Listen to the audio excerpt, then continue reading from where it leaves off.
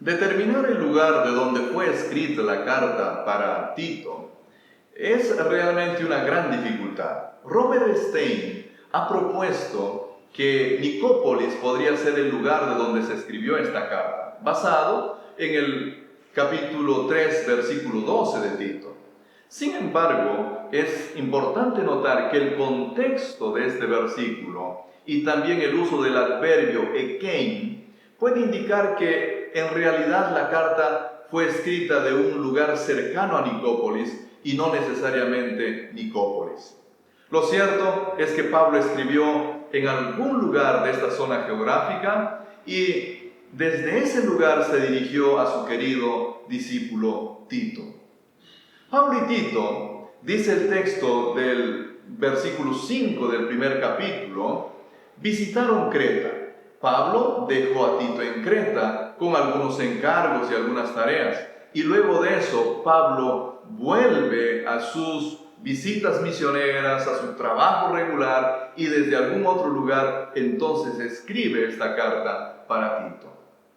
Creta es la isla que ve nacer a Epímenes, filósofo y poeta griego, aparentemente citado por Pablo, tanto en Tito como en Hechos 17:28 y Tito 1:12. Esta isla no es muy mencionada en la Biblia, solo se la mencionan 5 veces. 4 de ellas están en el relato del traslado de Pablo a Roma para su primer encarcelamiento. Y la 5ª vez es justamente en Tito 1:5. Esto nos indica que Pablo de alguna manera conocía Creta porque pasó por esta isla, se detuvo allí, pasó un tiempo en esta isla. Pablo sabía que ahí existía un grupo de cristianos que se habían desarrollado posiblemente con la llegada de algunos judíos que venían luego del Pentecostés, habiendo aceptado esta nueva verdad y habiendo tomado la decisión de proclamarla y tomado la decisión de construir un grupo cristiano ahí en la isla de Creta. Tito debe haber sido dejado en este lugar luego del primer encarcelamiento de Pablo. Pablo llega a Roma, Nerón lo toma preso, pero luego de un tiempo lo libera. Y entonces Pablo seguramente viajaron con Tito para Creta.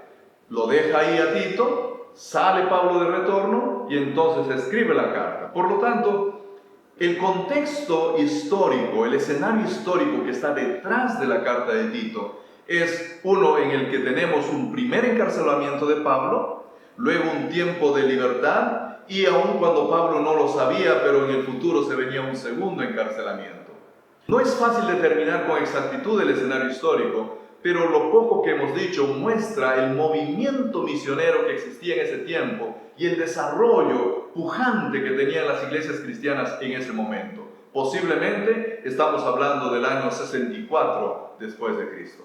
Es en este contexto histórico que se sitúa esta carta paulina, dirigida a su fiel y querido discípulo Tito.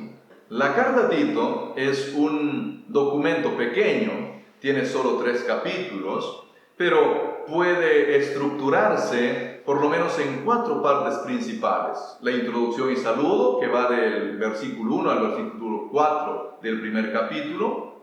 Luego están las instrucciones para Tito, del versículo 5 al versículo 16 del primer capítulo. Están los consejos para la vida cristiana del capítulo 2 y el capítulo 3 hasta el versículo 11. Y finalmente la carta cierra con los versículos 12 al 15.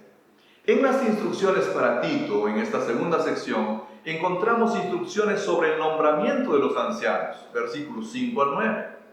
También encontramos las instrucciones sobre cómo tratar con los opositores, versículo 10 al 16.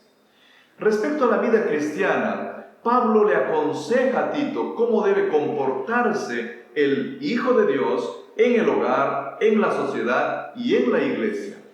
En el hogar, del versículo 1 del capítulo 2 al versículo 15, se habla del comportamiento de los hombres mayores, de las damas, de las mujeres mayores y su responsabilidad frente a las más jóvenes. También se habla del comportamiento de los jóvenes, entre los cuales está también Tito. Se habla del comportamiento de los esclavos que han sido compartidos al cristianismo. Y la parte tal vez más significativa está en los versículos 11 al 15 del capítulo 2, pues ahí encontramos el fundamento teológico para esta nueva vida cristiana en el hogar.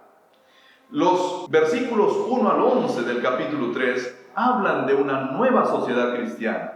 Una sociedad cristiana en la que todos los seres humanos viven en igualdad. Pablo presenta un fundamento teológico sólido para esta nueva realidad en los versículos 4 al 8 de este capítulo. Pues ahí dice que todos hemos pecado, que todos podemos alcanzar la salvación en Cristo Jesús y que todos debemos evidenciar en nuestra vida esa salvación. Pensamientos que son muy paulinos y que apoyan también a la autoría paulina de este documento. Finalmente, los versículos 9 al 11 del capítulo 3 hablan sobre qué es lo que el Hijo de Dios debería discutir en la iglesia y qué es lo que no debería de discutir en la iglesia, y también cómo se debería de proceder en algunos casos de disciplina dentro de la iglesia. La carta cierra con instrucciones personales y finalmente con algunos saludos finales y una clausura epistolar muy típica del apóstol Pablo.